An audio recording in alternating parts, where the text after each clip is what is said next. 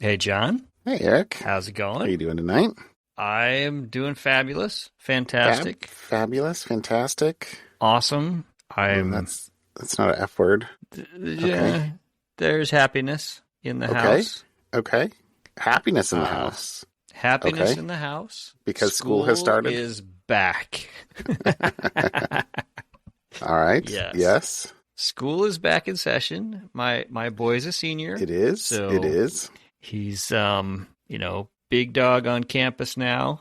Um, That's so hard to believe. Does not seem like very long ago. I know. You have a senior. I have a junior in high school, and about to have a freshman too In in college, though. college. Yikes. Yeah. Yep. He was very excited. He got his class schedule a couple weeks ago and discovered that his whole senior pathway, they didn't put him in the classes that he needed for his senior pathway, which was like, um, what? Did you not listen? I Yeah. mean, I don't know what he.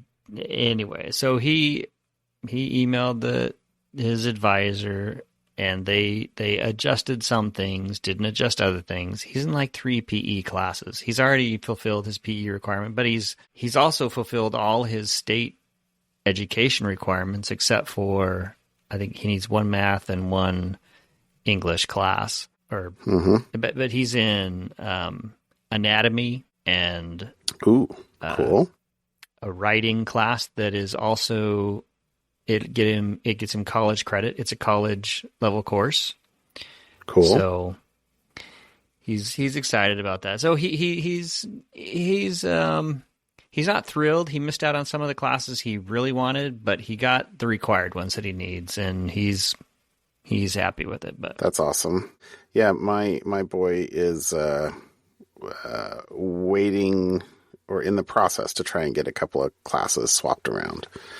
It's the mm, sort of thing that in order to get the IB, he needs music theory, which he right. had on his list and blah, blah, blah. And the music theory is only taught at like one period. But in order to do that, that's when his Spanish is. But Spanish is taught at multiple periods, so they have to kind of. The Shuffle. expectation is he'll shuffle into a different Spanish class, and that will free up for so we can take Music music theory. theory. Got it. And they had put him in world religions instead of music theory, which Mm. is Hmm. okay, fine, but like he literally like with the IB professor leader whatever like he had laid out that like he doesn't have any room to like take Yeah. he has to take these classes in this order in order to get the IB diploma. So anyway, I haven't yet. I don't believe that that's figured out, but we have been very clear on, do we need to help or do you have it? He's like, I have it. I got it. Yeah. She's working on it. But it was the sort of thing that prior to school, the 2 weeks leading up, he had sent, I think, 3 emails, and there was some form they filled out, and he filled it out twice and sent like, "Hey, did you get it? What's going on?" And then Right. like first day of school, he goes and checks in on them, and they're like, "Oh, we're sorry. Yes, we have them all, but we didn't do anything with it." And he's like, "I don't know what to do." So Okay. I don't know. Mm. I'm a noisy wheel that needs a little grease because Yeah. I would have been. Hi, did you get my mail yesterday? Oh, hi, I tried to call you at 10 this morning. Yeah. So, Yeah. anyway, Yeah. but no, it's all good though. But my worry about him is, I swear his backpack weighs like 40% of his body mass, Huh? and and so yeah, first day at home, he's like, oh my gosh, trudging up those stairs was really hard because Hmm. in the school, and it's good. I'm glad they do it. They like you have to have a pass to use the elevator. Right. Otherwise, it's up you Yeah. go, down you go, which is good. Yeah. Except Three flights, and they're large building flights. They're not, home tall flights of floors. stairs. Yeah. No, yeah, I haven't yet. I haven't gotten the breakdown on what classes are on what floor, but at least last year, maybe the year before, it was like first, third, first, third, first, third. Like go up the stairs, go down the stairs, go up the stairs, go down the stairs. So I'm like, it's good for you. That's right. Builds character. Exercise. Yeah.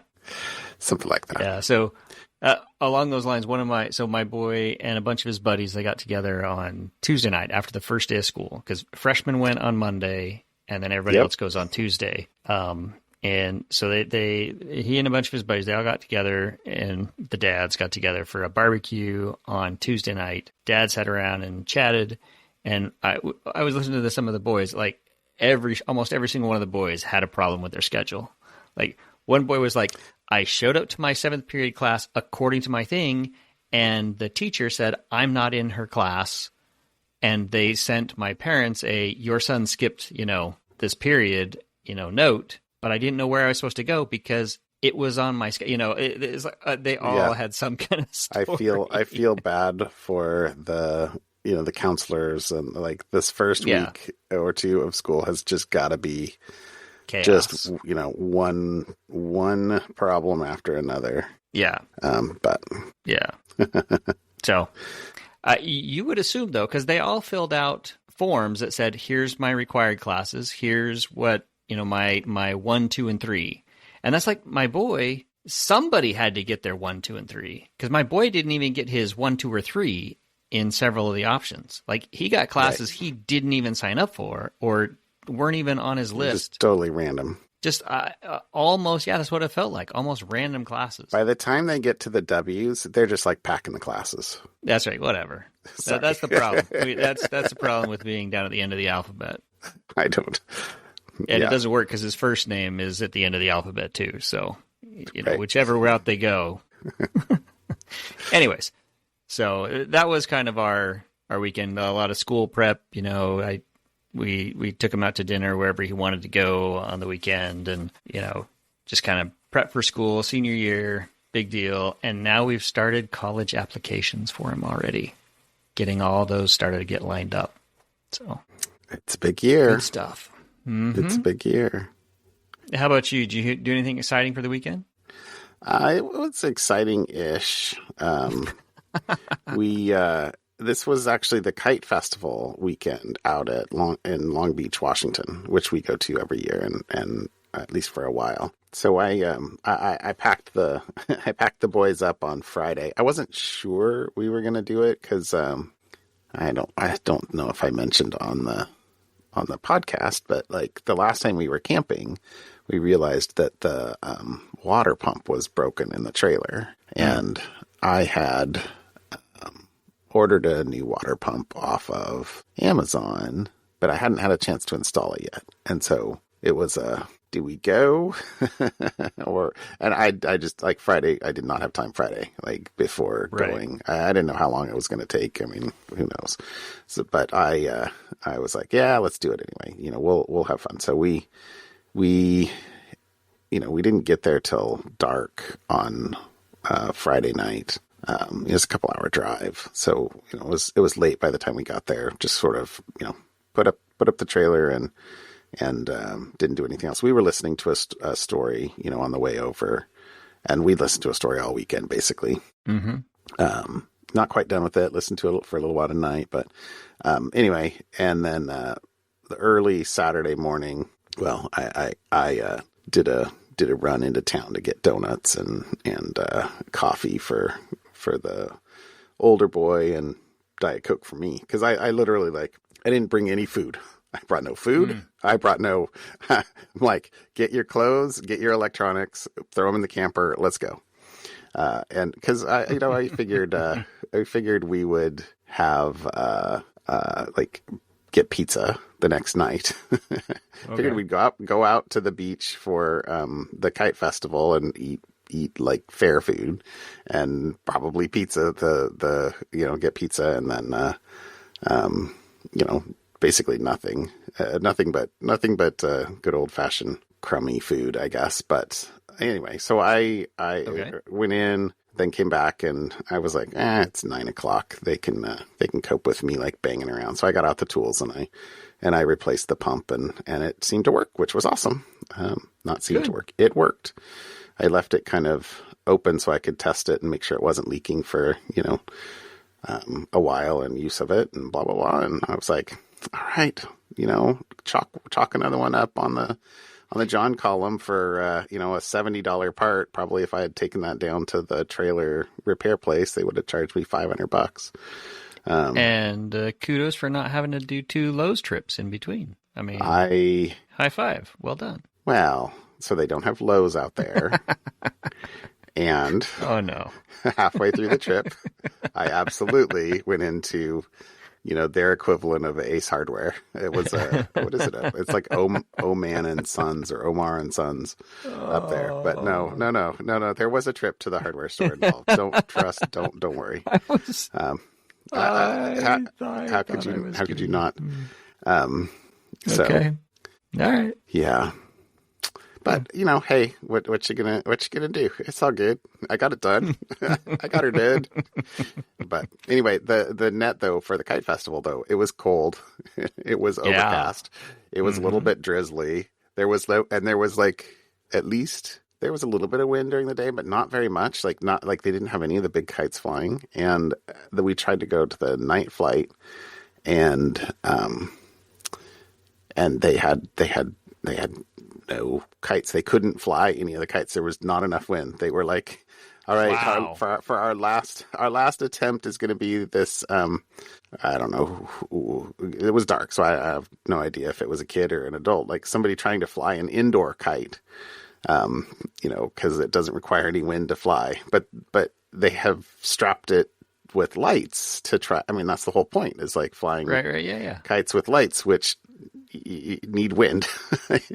and that is a requirement for kites. On the beach, there's always wind, but there was no wind. So anyway, he had a very depressed tone in his voice when he was like, well, folks, we'd love to do more, but we just can't without wind.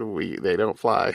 Mother Nature didn't cooperate. Huh? Yeah. So anyway, but it was good. Anyway, though, we had a good weekend though.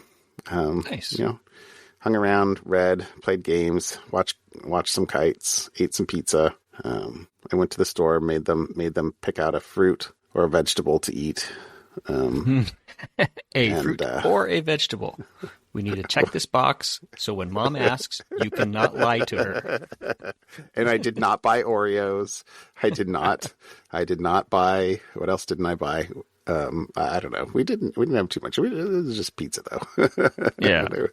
Which anyway, okay. But it was fun. It was a good weekend. It was a good weekend and a good way to kind of end the summer before the school starts. Started. So anyway, and one more thing checked off my John's to-do list that had been sitting out there waiting for me to get around to it. Nicely done.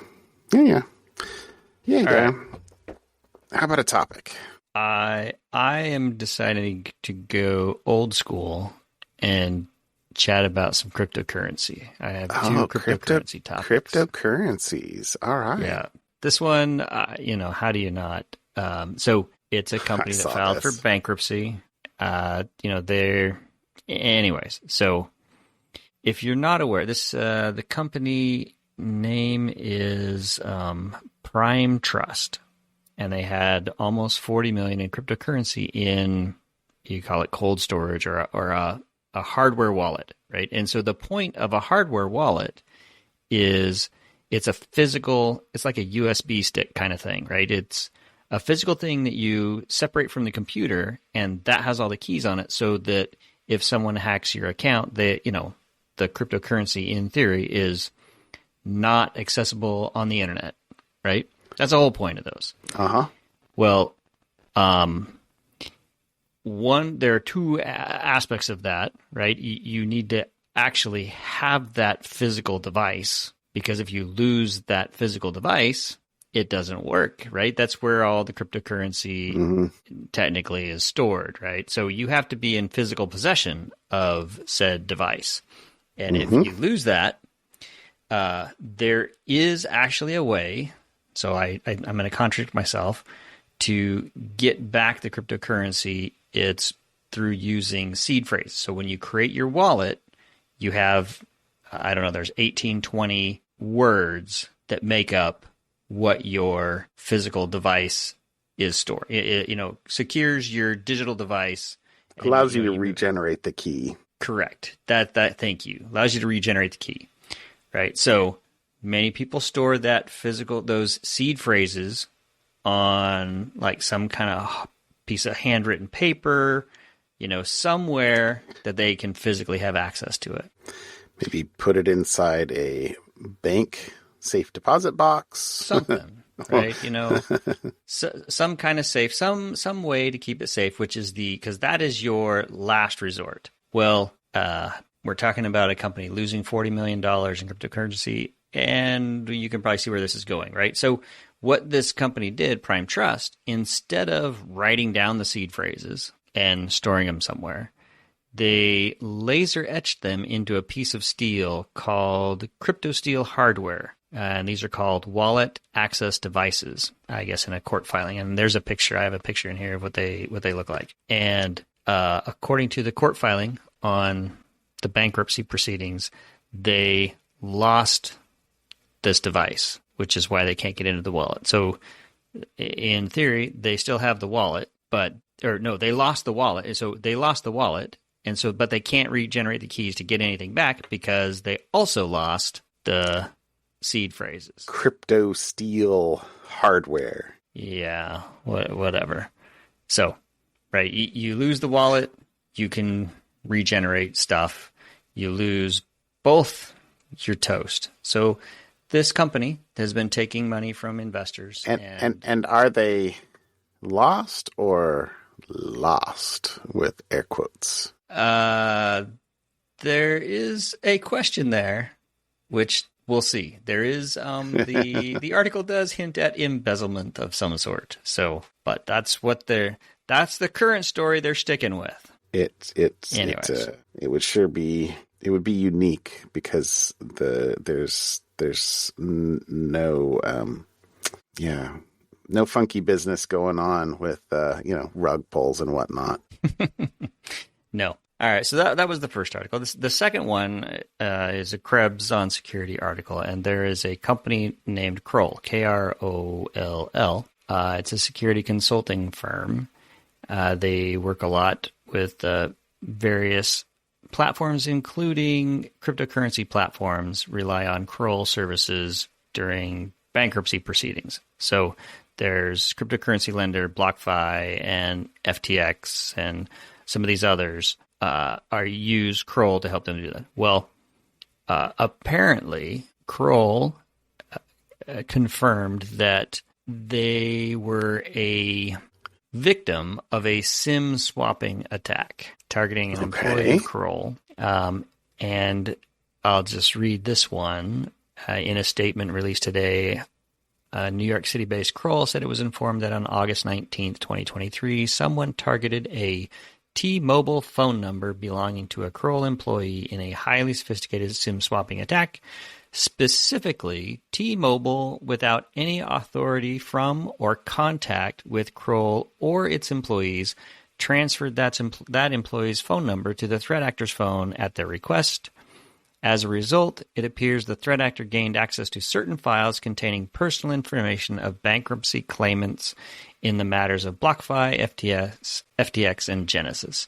T-Mobile has not yet responded to a request for comment. And this is not T-Mobile's first rodeo with SIM swapping issues.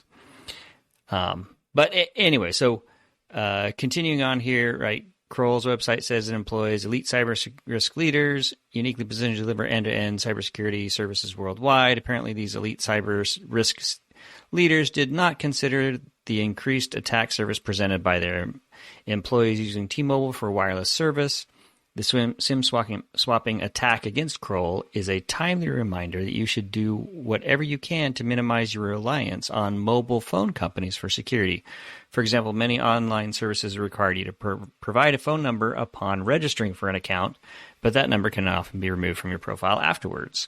And so the question is, well, why would Krebs, so this is Krebs talking in his article now, why would he suggest this? Many online services allow users to reset their password with just clicking a link sent via SMS, and this unfortunately widespread practice has turned mobile phone numbers into de facto identity documents, which means losing control over your phone number thanks to an unauthorized SIM swap or mobile number port out. Divorce, job termination, financial crisis can be devastating. Right? If you haven't done so lately, take a moment to inventory your most important online accounts and see how many of them still have their password reset by receiving an SMS at the phone number on file.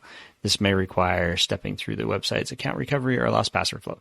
So 2 points here. So I think maybe my first point is this is probably not as big a deal for the average Joe. Like the average person, having SMS for your second factor, better than not having two-factor authentication. Certainly. You should probably look to see if your bank or other offers an alternative. And then on the flip side of that, for a one-time password authenticator app instead of using your phone number. For the average person, I don't think this is a big deal. But if you do have a reasonably large account or you have some money somewhere, you might want to just double check, as Krebs suggests here. Just see, hey, if I lost my password, what are my options for getting a password back?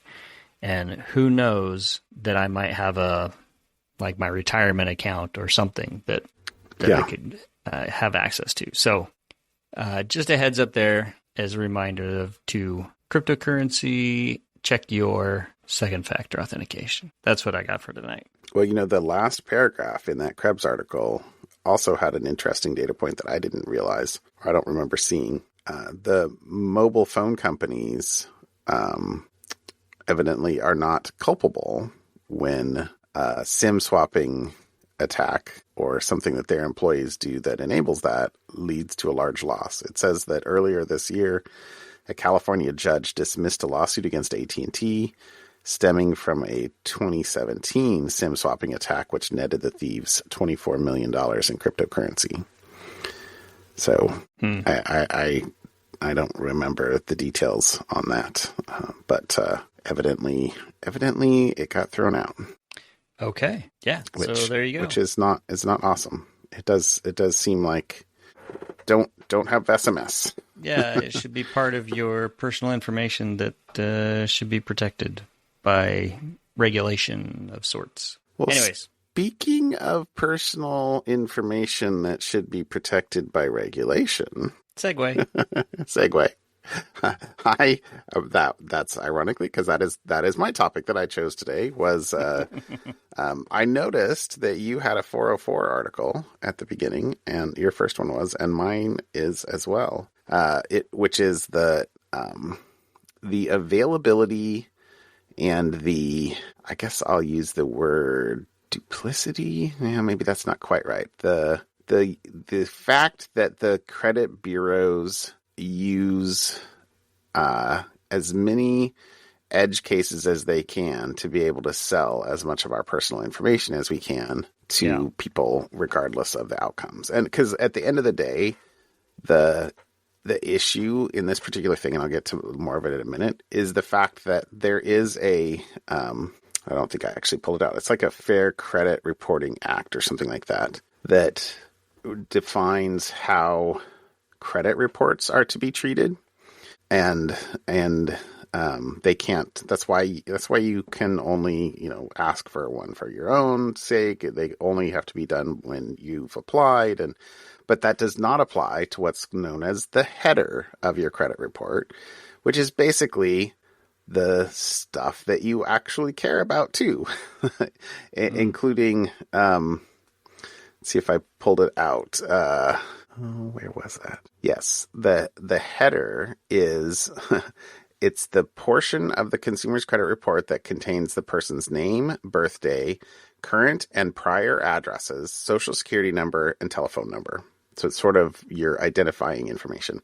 It does not include the actual account information. That's kind of the actual part of the credit report. But as far as identity theft goes and identity tracking and everything else goes, the header is what matters. And so this article goes through the fact that the reporters were able to, for basically $15 in Bitcoin, put in anybody's information into a Telegram app and get back the data coming from the header of credit reports.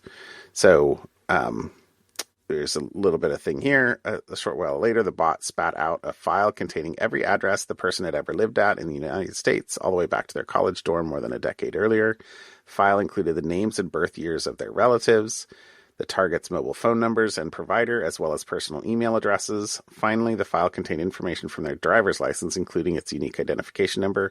All of that data costs $15 in Bitcoin. The bot sometimes offers a social security number, too, for $20.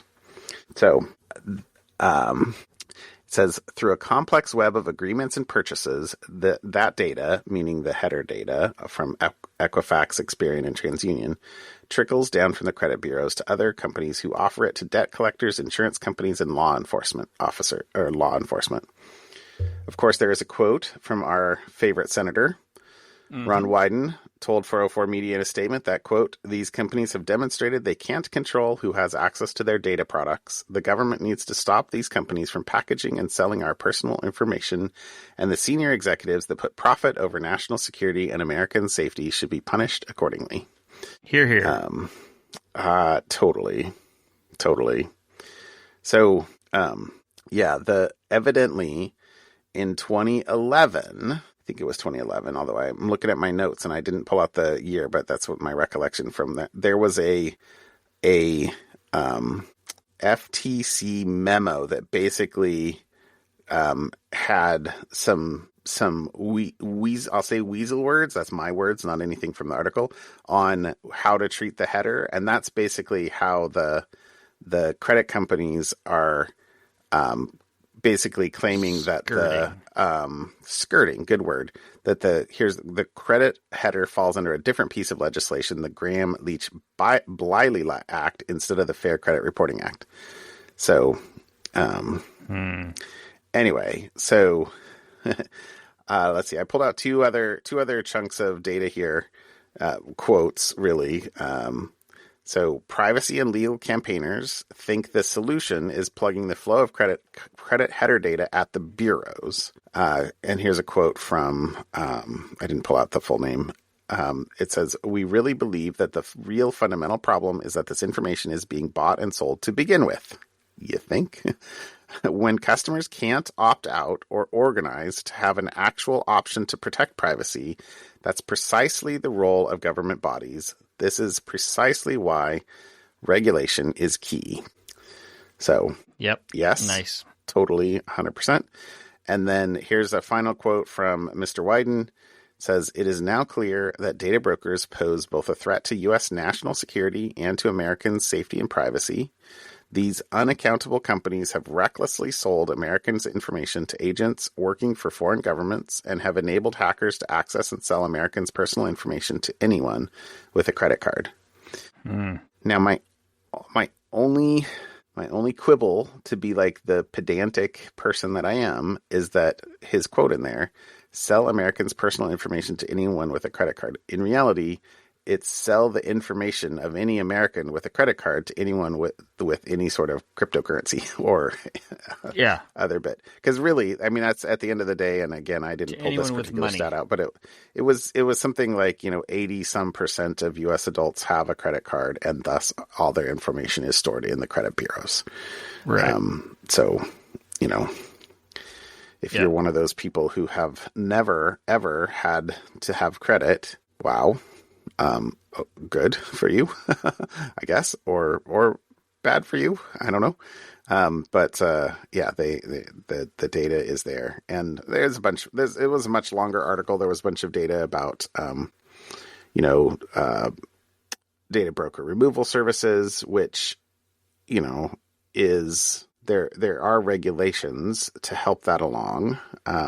But it's kind of like, playing whack-a-mole. And even once or when the regulations might be in place, and data is not sold further or more carefully controlled, I mean it's out there already, and it's not something that you can put back in the bag.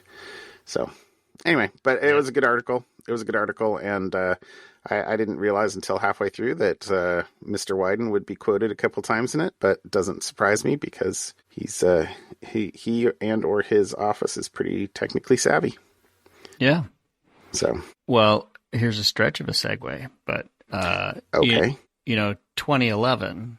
What else happened in 2011? I'm shifting to my something fun now. okay, The movie Cowboys and Aliens came out in 2011. okay, that was not top of my list of what happened in 2011. Okay.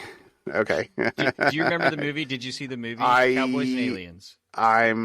I vaguely remember the movie, but I don't remember what the aliens looks like, so maybe I don't remember the movie. Harrison Ford is the bad guy. It's cowboy, right? It's set in the Old West, right? So it's Steven Spielberg doing yet another alien movie, but he set it in the Old West, right? Okay. It didn't get great reviews. I liked the movie. I enjoyed the concept of cowboys and aliens and the whole, anyways, I thought it was a fun movie. So that segue from your 2011 comment to Cowboys and Aliens, do you remember it? Okay. I discovered on Prime Video, My Something Fun is on Prime Video, a cowboy movie that has to deal with, I don't know if it's aliens yet. So I've only watched episode 1. But it's called Outer Range. It's on Prime Video, and it's Josh Brolin as kind of the lead cowboy. And so they're out in the middle of Wyoming, and he discovers a hole out on his property that has no bottom. And I won't spoil it, but this hole has magical properties. So things happen. So like I said, I've only watched episode 1, but I've enjoyed it. And that's I'll watch a show while I ride my exercise bike, when I'm exercising. And so this is the new show that I picked up. It took me 2 days. I think episode 1 was like an hour and a half intro or hour and 20 minutes. So I split it over 2 days, but finished episode 1 today. I thought, hey, this is actually, it's pretty good. So cowboys, Old West, Wyoming, ranchers, riding horses, talking like cowboys, it's interesting. And I'm curious to see how it plays out. Anyway, so there's my something fun. Cowboys and Aliens. If you haven't seen it, go see it. I'm sure you can find it somewhere on some streaming service. It's a fun show. It's Harrison Ford as the bad guy and Daniel Craig as the hero. Fun show. And then Outer Range. We'll see. I'm watching the trailer for Outer Range. It's it's long. Yeah, it kind of has a little bit of a what's the one where the guy what's the famous one from the early 80s or late 70s where the guy builds the volcano out of mashed potatoes on his table? What's that? It's a sci-fi show. It's going to drive me crazy now. Sorry, dude. I don't have you. It's a very famous one. Joe versus the volcano? No. You said volcano. That's the only movie. Close Encounters of the Third Kind. There you go. Oh. That's the movie. 1977. Anyways, so it kind of has a little bit of this Close Encounters of the Third Kind vibe to it. So, also Steven Spielberg. Anyways. Okay. That's all right. Something fun. All right. How many episodes are out on that thing? So it came out last year, and so it's a full season, and I don't know if they're going to do a season 2 yet. So I think it's 10 episodes. I would say I'll watch it, but I probably won't. So, I don't want to lie. Yeah, thank you. Okay. So my something fun, I actually thought I might've done this already. But I looked in our RSS feed and I didn't see it. And I think that we had a similar article back in, I pulled this out, episode 257. So, it's almost a year ago.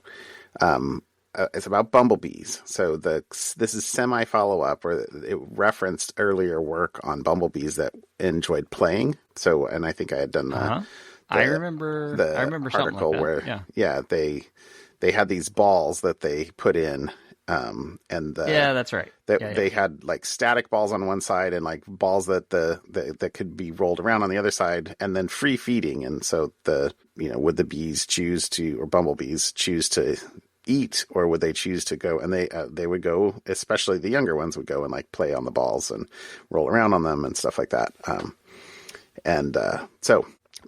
This is an article on Scientific American called "Do Insects Feel Joy and Pain?" And it's hard to tell because they cannot communicate with us. But effectively, the survey says all indications that they do not feel joy and pain do not exist. Indications that they do.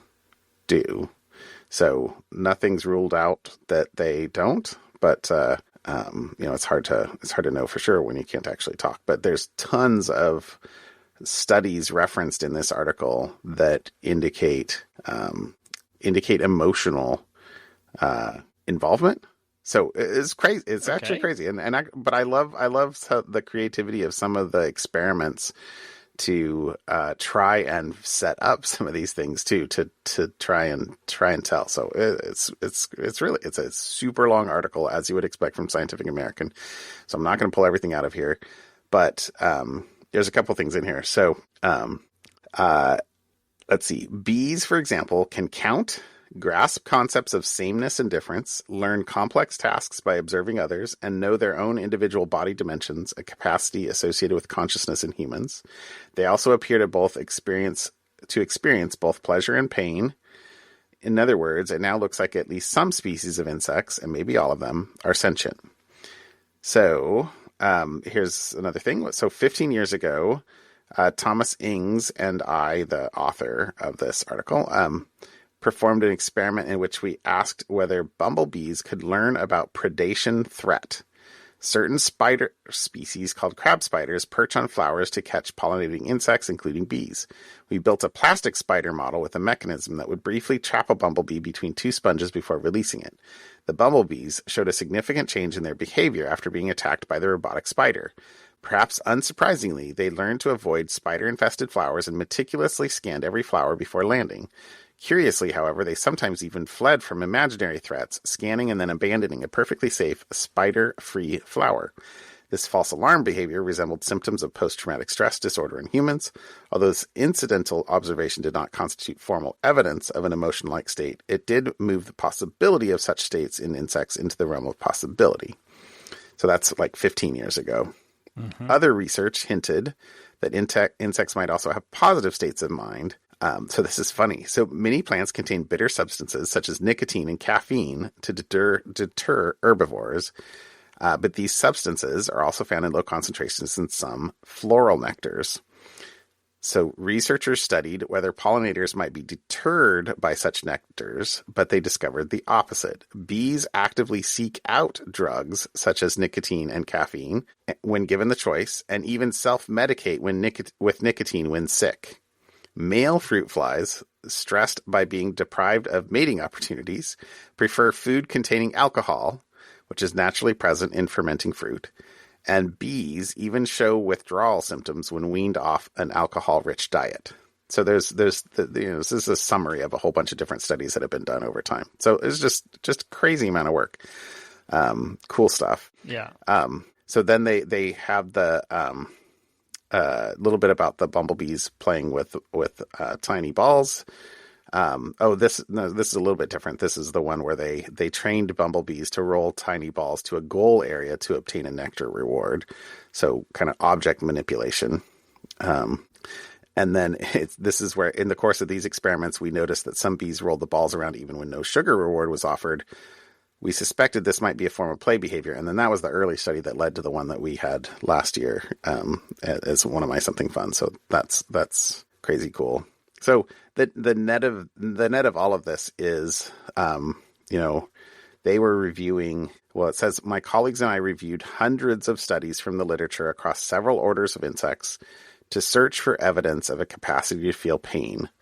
Our analysis revealed at least reasonably strong evidence for this capacity in a number of taxa, including cockroaches and fruit flies. Crucially, we also found no evidence that any species convincingly failed any criteria for pain-like experiences. So lots of positive indications, no negative or, ruling out indications. So maybe I need to be a little more careful when I'm, doing my beekeeping duties out there. But anyway, it's a super long article, super... it was a little preachy in it, but not super. Yeah. It was more about, what do we do and what practices do we observe that minimize stress and pain? Even, still we eat chicken and cows and animals, and many people do. Certainly there are many vegetarians, of course, but even in those cases, we have in some people choose and should choose, and I think the argument, the ethical thing, is to try and minimize that amount. So even in the U.S., there's practices that are required that minimize the suffering of animals, etc. Right. Yeah. But that's certainly a subject kind of near and dear to my heart, because we do a lot of stuff living on the farm, and a large bit about that is like how the animals are treated and how, we feel pretty strongly about that. But anyway, it's a good article. Another bee thing, although it's bumblebees, so, they're not quite as cool as honeybees, but it is what it is. So, okay. So minor honeybee update. I do have a full super of honey sitting up in my utility room that I have not yet extracted. But the glass jars from Amazon got here yesterday. So soon I will meet you for lunch and I will bring you some honey. I look forward to it. But today is not that day. And tomorrow's not looking good either. But soon. Anyway. So there you go. All right. Well, there you go. All right, my friend. Yet another show. Episode 299. I guess that means next week's going to be episode 100 or 300. That's how math works. Always nice to learn something from you, Eric. I appreciate that. Have a good night, John. I'll talk to you later. We'll Bye. See you. Bye.